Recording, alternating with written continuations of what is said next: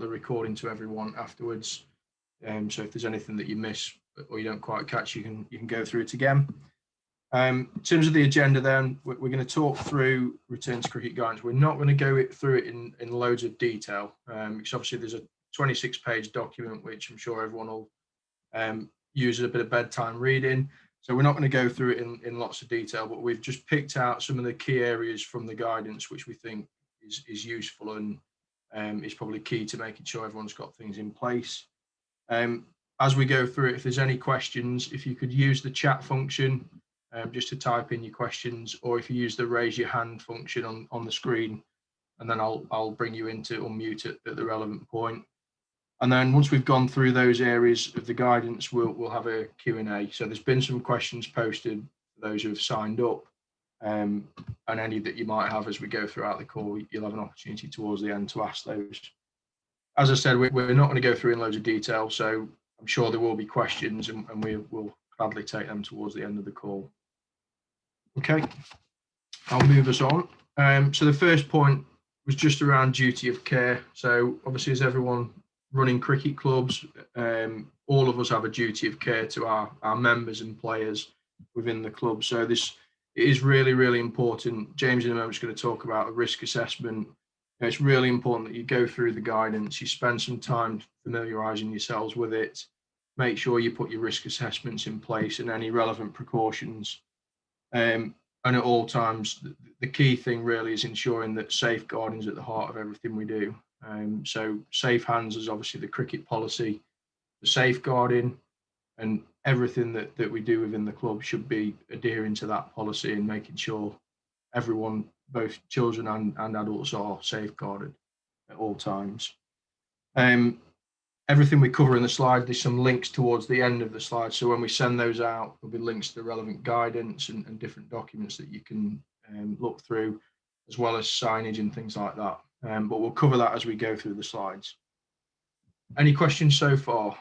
Guessing not. No? Okay, perfect. I'm going to hand over to James, who's just going to talk you through the risk assessment.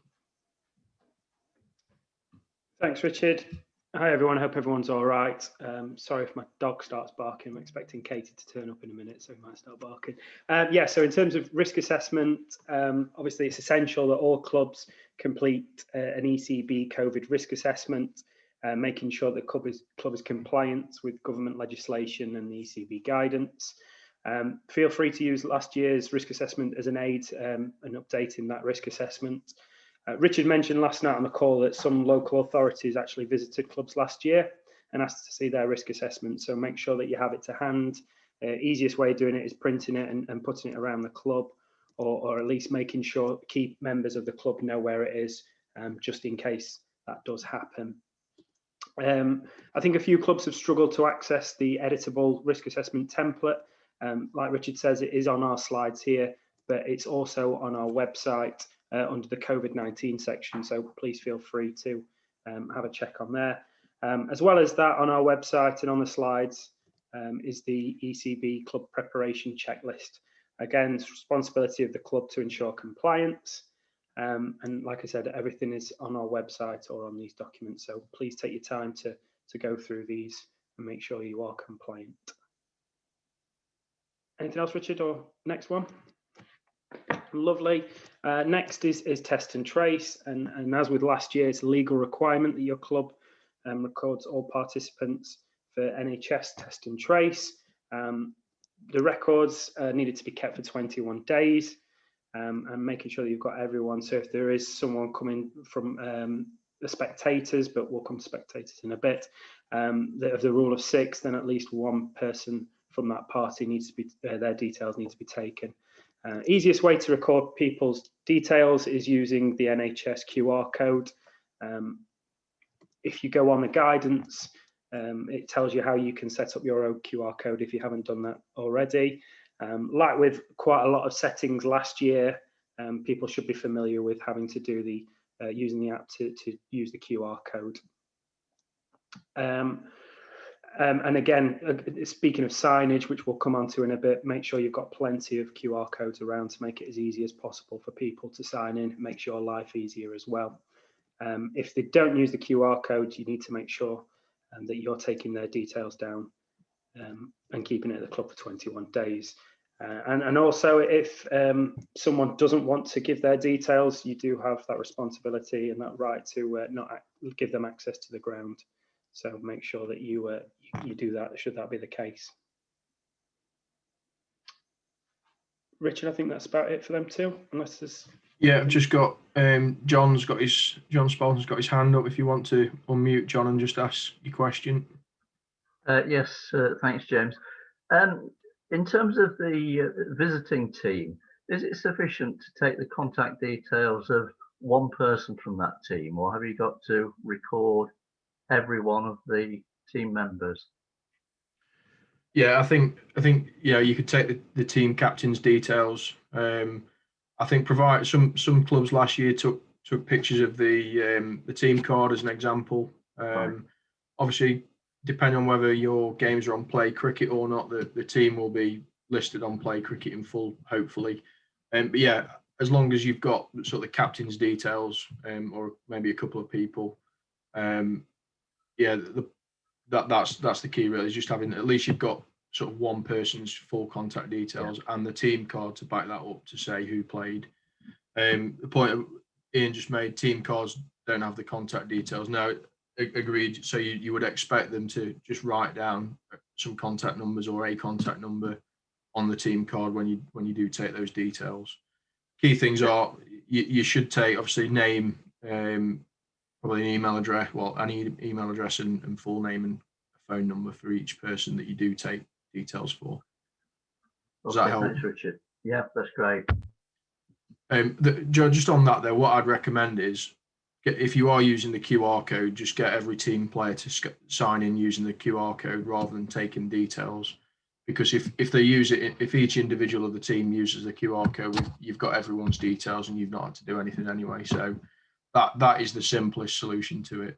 Just get your venue, your cricket club registered through the NHS test and trace service, so you've got the QR code, and just get them signposted around the ground, and ask people to do it that way. Great stuff. Any other questions on that, on the risk assessment or the test and trace? Paul, yeah, if you want to unmute. Yeah, just on the NHS QR code, football team use our field as well, and they've got a QR code set up there, so where the drinks hatch was, that's there. Can we use the same or not? Does it have to be specifically for the cricket club? Yeah, you can use the same, providing everyone's happy with that. You can use the same, because the QR code's for the venue rather than the team. So you as a team wouldn't get the details of the people that sign in. That effectively goes onto the NHS test and trace system. And then if you reported an outbreak or a case, a positive case, NHS test and trace would say, well, we looked at that venue and these were the people that were there on the day. Okay, so yeah, you'd be fine. You'd be fine to use it. So if we got the captain or someone to scan the code, at least make sure one of them scanned in as well. That's well, I think on that, I'd advise that you get everyone to. So you should be recommending that all the players scan it. Yeah. But I'll keep the team card as well, or make sure we keep the team card. Yeah. Okay. So, thank you. No problem. Thanks. Any other questions? No. Okay. I'll move us on. Charlie is just going to talk you through some of the match play guidance, which I think most people will be fairly familiar with now. I'll let Charlie just run through that. Thanks, Rich. Evening all, or afternoon. Yeah, mainly these are some of the headlines really from the match play guidance. 99% of it is the same as last year. So if you're looking to inform your players, that's basically what you go on. It's as we've mentioned earlier in the call, this isn't everything on this slide. There's not everything on here in regards to match play. Obviously, that's all detailed out in the guidance, but these are some of the headline things. And obviously, a lot of it was in place last year, as I say. So before match, get all players to complete COVID self-assessments. They shouldn't be turning up to the ground or to the game with any symptoms of COVID, obviously. Follow government guidance on travel and transport. So as we stand, that means no car sharing between households, between different households. Arrive ready to play. So as Tom will mention around facilities in a minute, there's going to be no changing room, so players should arrive ready to play. Bring your own food and drink. During the match, no sweat or saliva applied to the ball. Social distancing during play, except the keeper and slips, including no celebrations, no team talks of close proximity, and things like that. Hygiene breaks every 6 overs, and cleaning the ball, etc. Minimise contact with the ball, so again, ball straight back to the bowler when it's been fielded, whoever it went to. Minimise sharing equipment. I know some clubs will be sharing equipment, but try and keep this to a minimum. And if you do have to share it, then make sure it's clean between uses. And the non-striking batter needs to socially distance from other people that he stands near in the game normally. So the umpire, the bowler, and his fellow batsman who's batting with. So one thing to note that's different from last year is the fact that there's no requirement for running lines on the pitch. So your groundsman doesn't need to add running lines either side of the strip, but the batters need to socially distance from all the fielders and the umpires. After match, participants exit the facility whilst maintaining social distancing. They should limit their time congregating at the venue after the activity is finished, obviously adhering to the rule of 6. So, make sure we're not hanging around too long after games, etc. Any sort of questions on match play? I think I've seen one come up, Rich. Just one from Vicky about, can sanitizer be kept by the wicket to save time? Do you want me to pick that up? Yeah, well, I'm not sure, to be honest. So all I would say on that is I think it's down to, I guess, the umpires. If you've got umpires, are they happy with that? If they are, then I don't see an issue in that. Or if you haven't got umpires, then an agreement between both teams. I don't see a major issue with it, providing it's not going to get hit or exposed to sun for a great length of time and those kind of things. So there's no real guidance on it to say yes or no. I think it's just a case of agreeing that on the day with the opposition and the umpires. Yeah, I think it's not in the guidance, but I think last year it was down to the umpires really, and most of the umpires I played with said that was fine, just to speed the game up a little bit. Yeah. And again, in the guidance it says, I've seen you comment there, Paul. It's good practice. If players have their own, it speeds things up. Good point there. There's another question from Phil. I think, Rich, can you read that?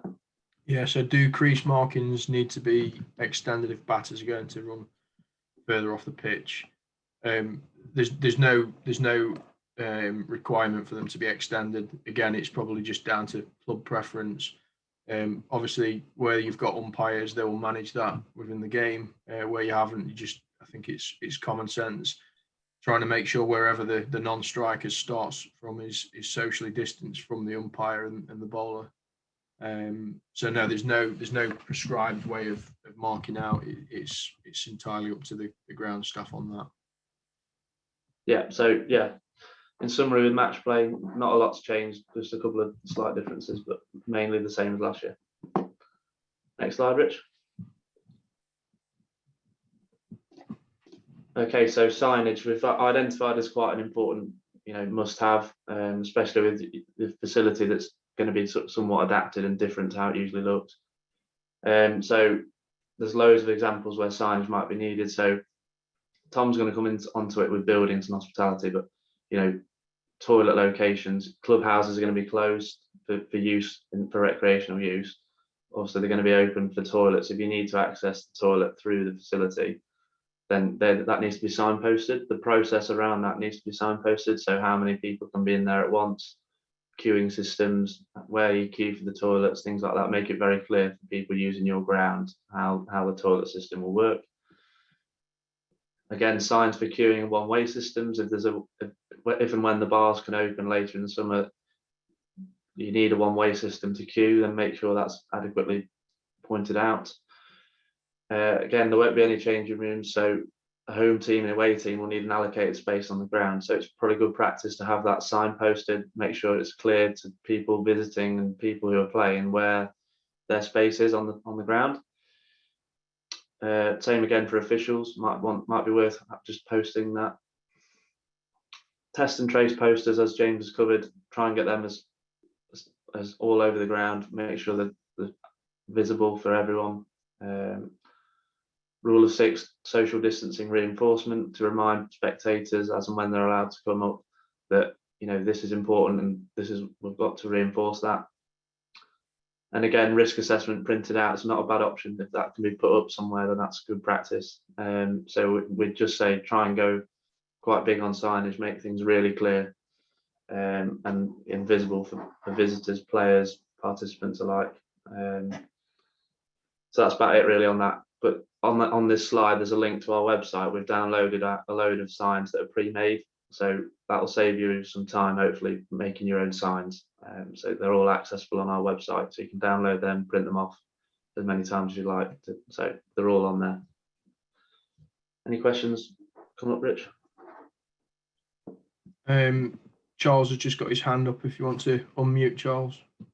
Yeah, it's just, I don't know if you'll know the answer to this. So in the FA guidance, they've provisionally put in from the 12th of April that changing rooms will be available for football. Is there a plan for that for cricket, you know, or is it going to be no changing rooms for the foreseeable? So the guidance we have at the moment, I think Tom's going to cover it in a moment, but the guidance we have is that there's no changing rooms in step 2, which is from the 12th of April. And obviously the next guidelines will be updated from the 17th of May. So at the moment, there's no changing rooms allowed until further notice. So I don't think it will change on the 12th of April. It's not going to change on the 12th of April. Okay, no, that's fine. I didn't know if it was going to be similar to the FA or not. That was all. So. Yeah, I mean, Tom will cover it in a minute in a bit more detail as to when things could be used inside and when they can't be. So if we don't answer it all in full in a moment, then just shout up at the end. No, that's perfect. Thank you.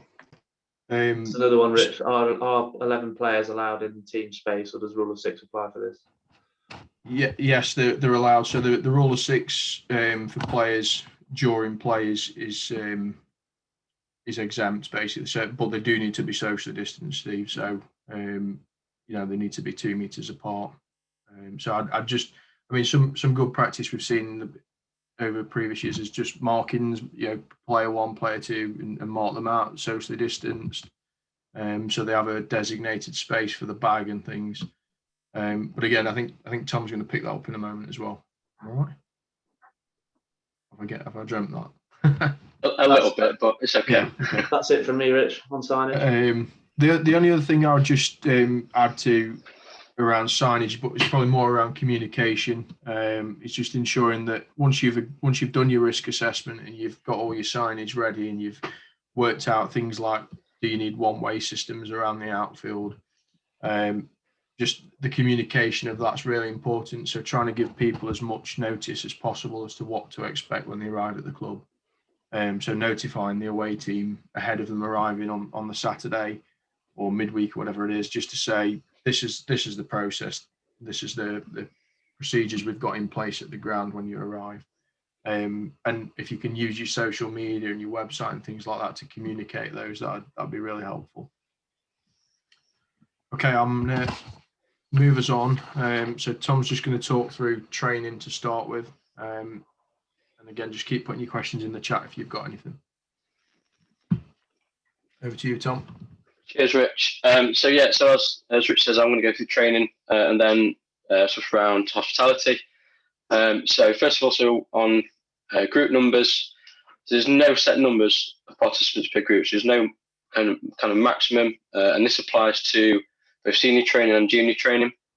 So you're not limited by the Rule of 6, or we've seen some clubs following the Rule of 30 that was in place last year. You don't have to follow that. What you do need to make sure you've done is have your club risk assessment, which kind of outlines what group size is possible, and also a number of groups that are possible on your ground at any one time. So again, please make sure you've got a maximum number of occupants outlined clearly. based on kind of social distancing on your ground. On nets, the nets can be used as normal, so you don't need to leave any spare nets like you did last year.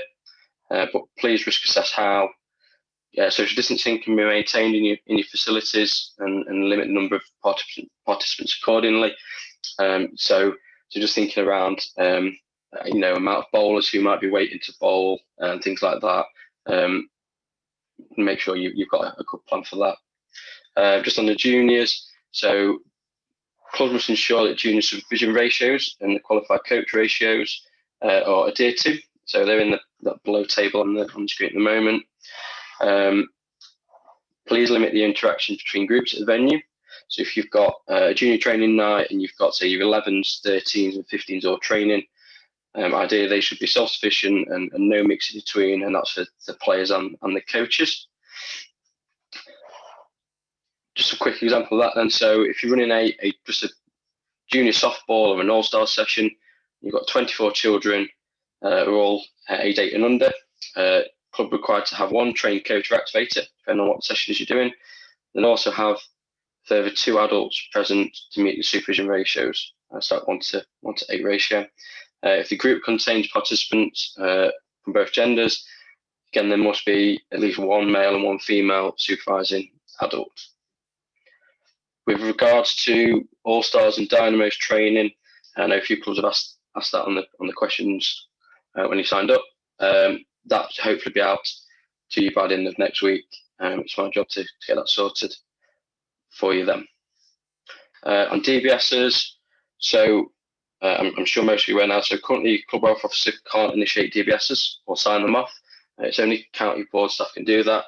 So you'll be getting an email. My clubs have just had it just before this call started. I know Charlie and James are going to send it. He's going to send it after the call. So we're going to be hosting a call on Tuesday evening at 7 o'clock, where we're going to sign off DBSs for clubs if that's what's needed. If anyone needs a DBS initiating as well, again, please get them to fill that form in, and then we'll try and get that sorted before Tuesday. Just information required is full name, date of birth, the role the DBS is required for, and also that person's email address. And then the last point on this slide is around drop-offs and collection times. So this is where your signage is really important, because these are the times when people could be congregated together, especially if you've got big training sessions happening. So please make sure your signage one-way systems are used as needed, and also, as Rich mentioned earlier, that communication in advance with people about what procedures you've got, so they're aware of them, and also if you need to use staggered drop-offs and collections into your ground, that's something to consider as well. Any questions on that, anyone, before we move on?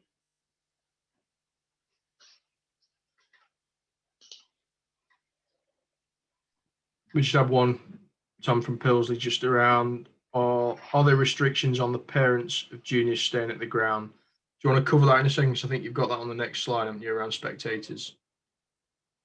Yeah, I'll cover that next. Yeah, that's fine. So if we've not answered that directly for you after the next slide, then we'll come back to it. Any other questions on training and practice before we move on? No. Okay, I'll move us on then. Okay, so hospitality. So we answered that question. So no spectators are allowed until the 12th of April.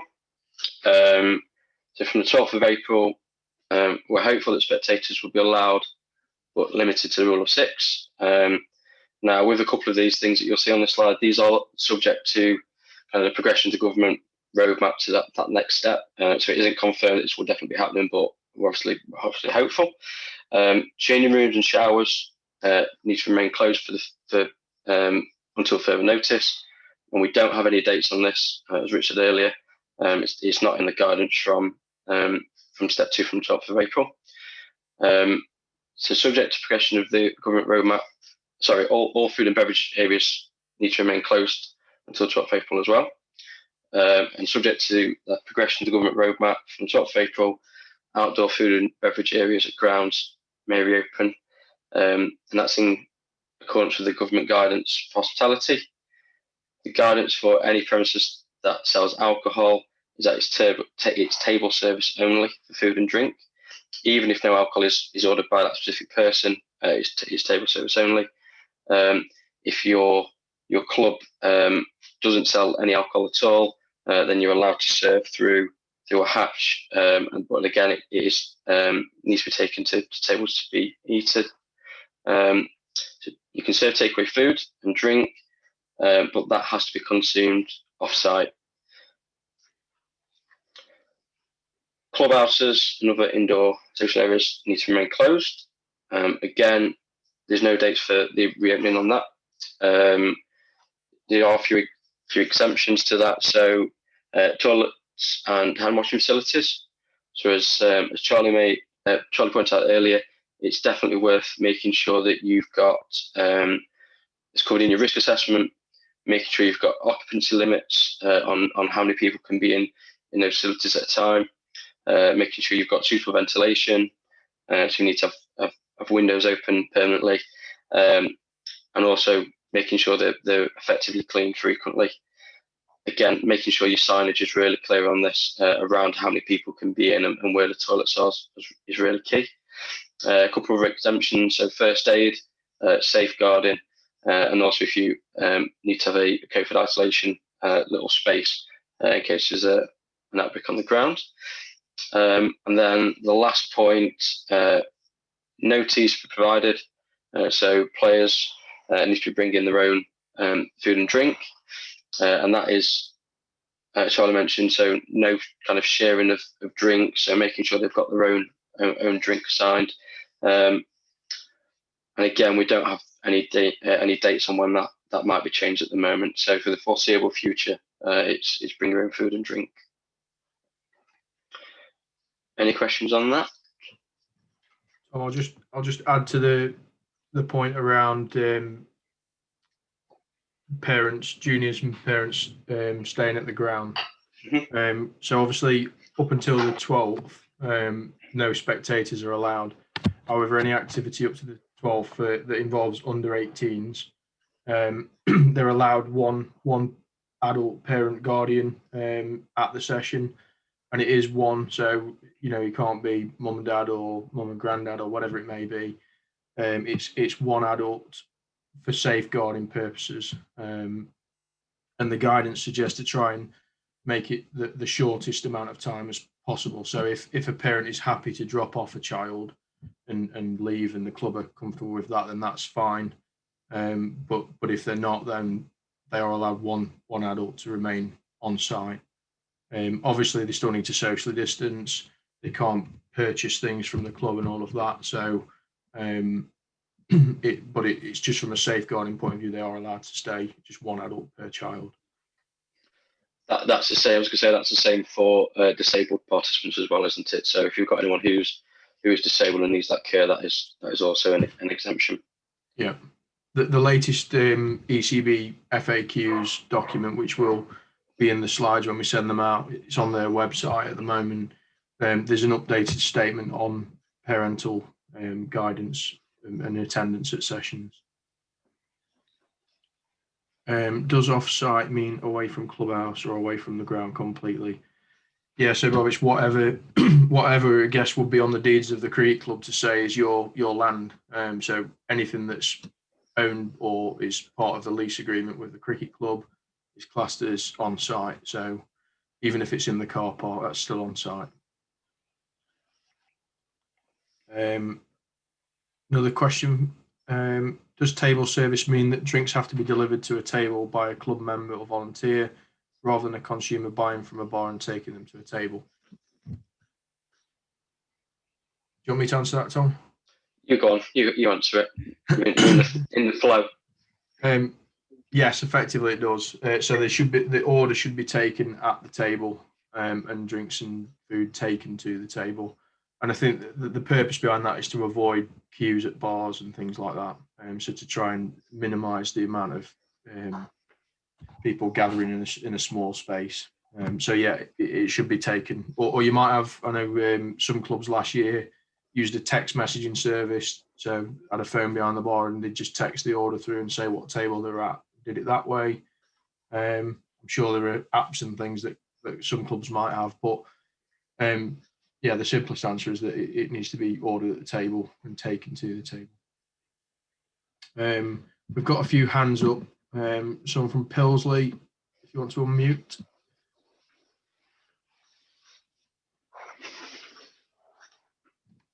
Cheers, Richard. Sorry, difficulty in unmuting. No problem. You've answered a lot actually, but just to clarify, from the 12th of April scenario, if we had say 15 juniors and both mum and dad came to watch each one, that means we've got 30 parents on the ground. As long as they're 2 meters apart from each other, we're saying that's okay? Yeah, again, based on your risk assessment, so ensuring that your occupancy levels of the ground allow that number of people, then yes, that's fine. And again, just promoting social distancing. If they're from one family, again, that's fine, or they can form groups of 6. So if there's parents, as long as they're in maximum groups of 6 or 2 families together, or 2 households together, should I say, that's fine. And again, even if there are 2 households, they still need to be socially distanced, or a group of 6 still need to be socially distanced. But yeah, that's fine. Cheers. Someone else with a hand up. Grace is the name on the screen.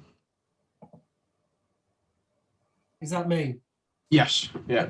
Oh, sorry, that's my daughter's hand up. No problem. Sorry to sound pedantic. I just want to clear one point up for the 12th. So from the 12th, you can serve drinks. Yes. Yeah, because, right, okay, that's fine. I don't want to go on. You can serve drinks, but it does need to be table service. Not from a hatch. No, not from a hatch. No. Right. Okay. Thank you. No problem. One from Phil. When the ground is in public park, realistically, all we can do is to discourage spectators. We can't stop someone who happens to be in the park at the edge of. Yeah, you can't control it, Phil. I think all you could say is, if there are people that are there specifically to watch the cricket, you then discourage it. But as you say, in a public park, it'd be very difficult to manage that, unfortunately.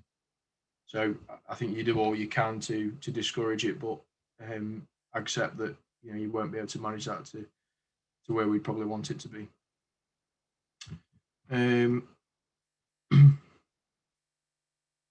One from Steve. So the rule of 6 applies outside, but no one inside can watch, even alone. Also, for example, car parks could be used by public.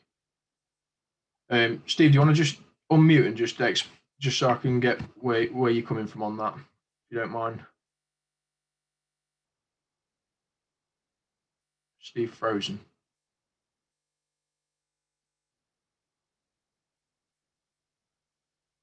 I think I don't know if he's gone or if his internet's froze on him. I'll come back to you, Steve, in a moment if you're still there. Any other questions so far on the hospitality guidance?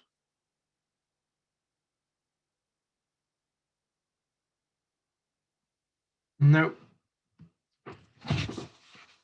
Steve, you're back. You there? I think I'm back, Richard. I'm not sure. Yeah, I can hear you now. Yeah. Well, I was just going effectively. So let's just we talk about Matlock. So the rule of 6 is all right for everyone else in Hall East Park, but inside the cricket ground, it has to be no one. Until for safeguarding purposes. Until the 12th. Yeah, it seems a little bit one rule for one, one rule for the others, doesn't it? Really. I just wondered why that. What's the purpose of that if the rest of the public outside the cricket ground themselves could be in 6s? Yeah, I think effectively it's to stop. It's a managed space, isn't it? It's a space where that can be controlled. A public space can't be controlled in that respect, and it's effectively what's been put in place in all sports until the 12th of April, and that's based on the work that the government and DCMS have done. what the scientific reasons behind that and all that, I'm not sure. I accept that, you know, you can do it in a park, but I guess what they're trying to avoid is having large numbers gathering on a sports field when there's cricket activity or football activity, whatever it may be, taking place. So yeah, it kind of contradicts a little bit. I understand that and accept that, but if that's what it takes to get cricket on and up until the 12th. So particularly for us, Richard, we do have people come into Matlock, as you well know. Yeah. Do you advise extra staff being employed to keep people out then? Because that's what we may be faced with. Out of the ground, you mean? So Yeah, keeping them out of the ground? Yeah, because you know where our car park is, or the clubhouse is nowhere near the car park. Yeah, So I mean, go on, sorry. I think you know, if there's probably going to be the players and the team and maybe a couple of officials on the site potentially, you know, looking after in terms of safeguarding, that would probably come under safeguarding. So ensuring that people aren't walking in and out of the ground. I think the players can help with that as well, can't they? So if there's, you know, if people are coming in and take a seat, then signage again, making sure you've got signage up on the ground. So, you know, no public access. I think there's always going to be instances, Steve, where people will, you know, sneak in and it's a polite conversation if people are around. All we can do is try and manage it to the best of our ability and with the resources we've got available. So I just urge everyone to do the best on it. Any other questions?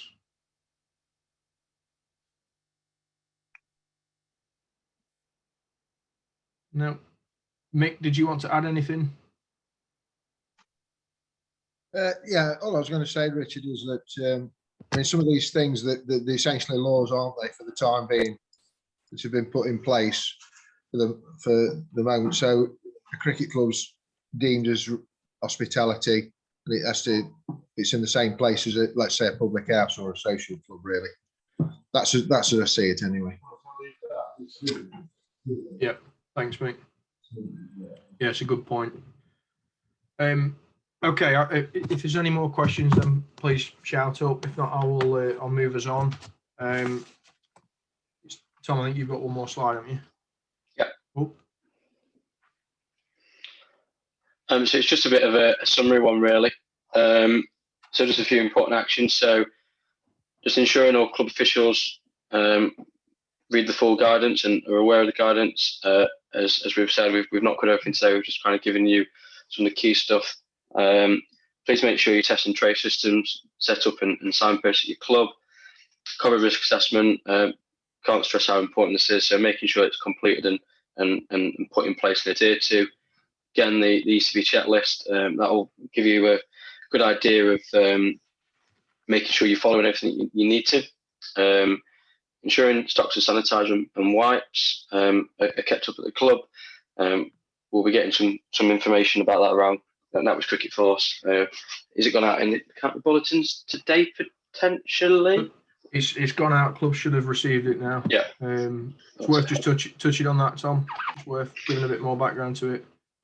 Yeah, so they've got a sanitising partner, ECB, have this year. So there's going to be opportunities as part of Cricket Force to get to access kind of PPE equipment, and then there'll also be an offer to purchase further equipment, about 60-70% off, isn't it, on a lot of the items, and also through I think it's through All Stars or the whole national programs.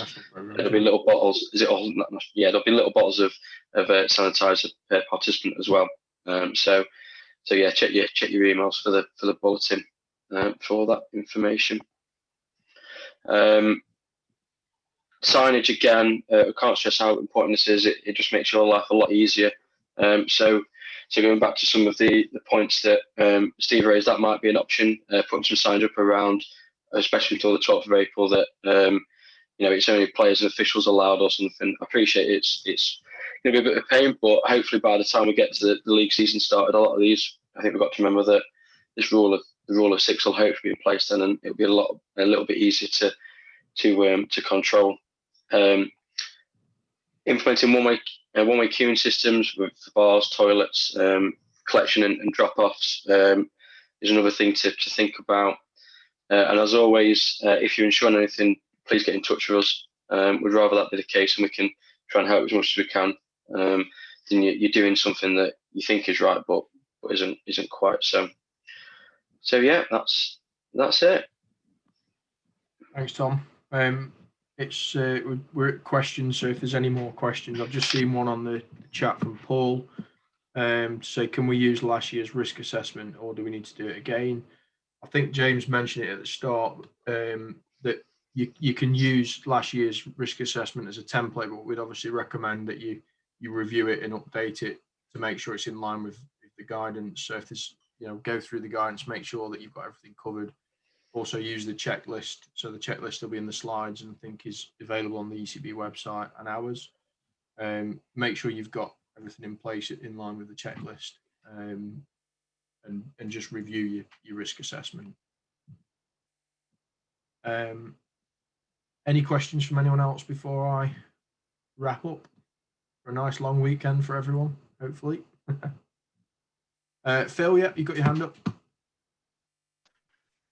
Yeah, thanks. It's probably more a sort of comment than a question. I think there needs to be a bit of feedback and pressure going up to the ECB on a couple of a few specific things. I mean, at low levels in particular, there's going to be lots of juniors involved in league matches on weekends.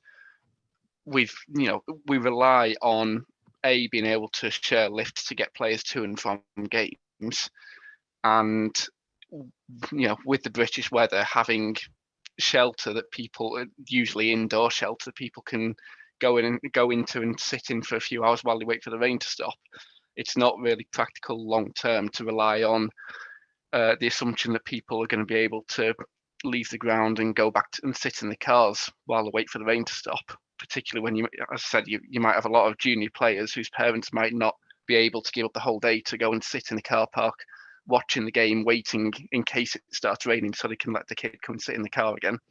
So I think being able to start using changing rooms or at least indoor facilities in the event of wet weather is an important thing that we need to be finding a way to, make it allowable again as soon as we can, really. Yeah, and I sympathise with you, Phil, on it. I think the ECB will do everything they can, and that is obviously where we want to be. I think what I'll just remind everyone is that it's government guidance on this. It's not, it's not the ECB that have put this in place to prevent it happening. It's in line with all sectors and all the areas of government guidance. So whilst it is, it is a challenge, and I understand and appreciate it does present you with, real challenges when you've got a lot of juniors playing. But unfortunately, that's the government guidance, and if we want to play cricket, then at least we can get the game on by doing it the way we are at the moment. So I think we just got to bear with it, I'm afraid. I think last summer there was a point where, and I appreciate this is last summer rather than this summer, there was a point where, our changing rooms are in the same building as our bar.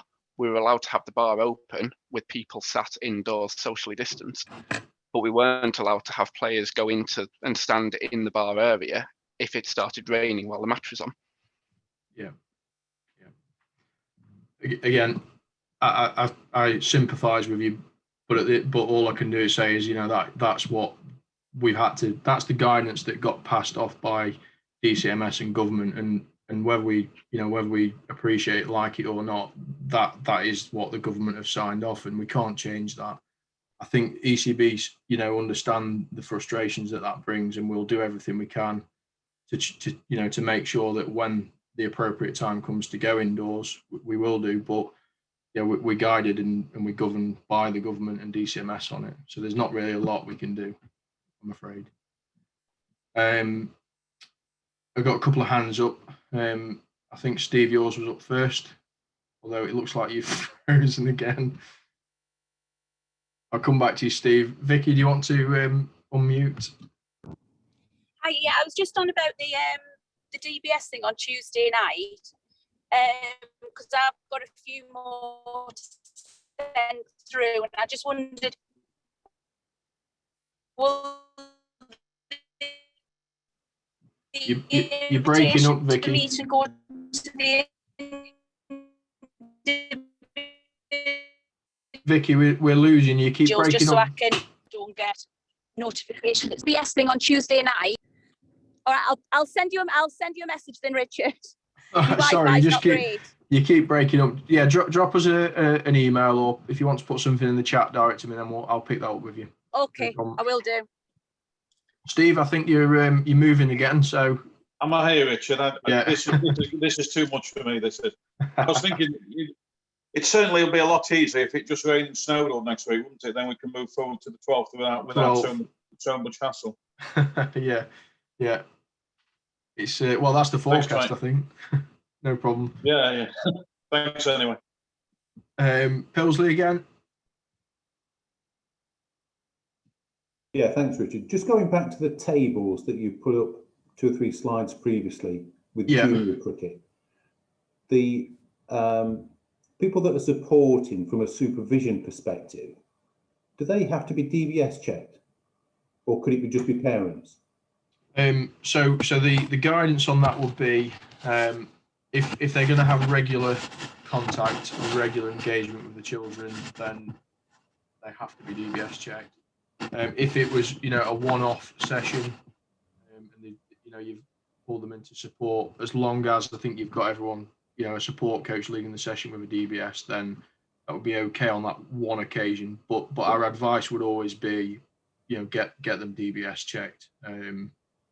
Even if they're really just doing one session, that would be the best safeguarding procedure to go through. Okay. But if it was just on the one-off occasion that you need to drag a parent in to help, then providing you've still got other people there with safeguarding qualifications and DBS check, then you'd be okay on that one occasion. Cheers. Any other questions? Got any more in the chat? No. Okay, I'll move us on then. So the final slide is just, as I said, we'll send these out. I'll get these out this evening to everyone with the link to the call, so you can, if you wanted to go back over the recording, that'll be on there. We've put a load of links to different guidance. So there's the FAQs, there's the roadmap, and the full guidance. And then there's the editable Word documents for the risk assessment and the checklist. So if by all means, use them, follow the links and have a look at them. There's all the links within the slides to things like the signage. So again, make use of those and help you rather than having to make your own. And then there's links to all of our social media where we'll provide regular updates as and when we can, and the website. Our videos will go on our YouTube channel from these webinars as well. So if you need to access them, they'll be there. So I've just seen, there's the risk assessment. That was just a question. So that's in the slides there. So you'll get those in a second. So that's it from us. Thank you for joining us. Hopefully you've found it useful and it's helped you work your way through things. We're always available. So if you need to, need any advice or guidance, then obviously you should all know who your club support officers are, but myself and Mick as well are available if you need to check on anything. Please do get in touch with us.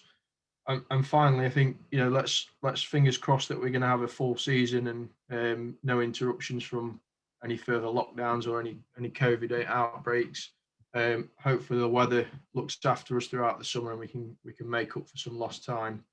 I guess the one for me is just make sure everything we do do it in a safe way and we keep all of our members and playing members safe, and enjoy it. And as always, get in touch if you need any help. Thanks everyone. Take care. Cheers, guys. Cheers. Thank you. Thank you.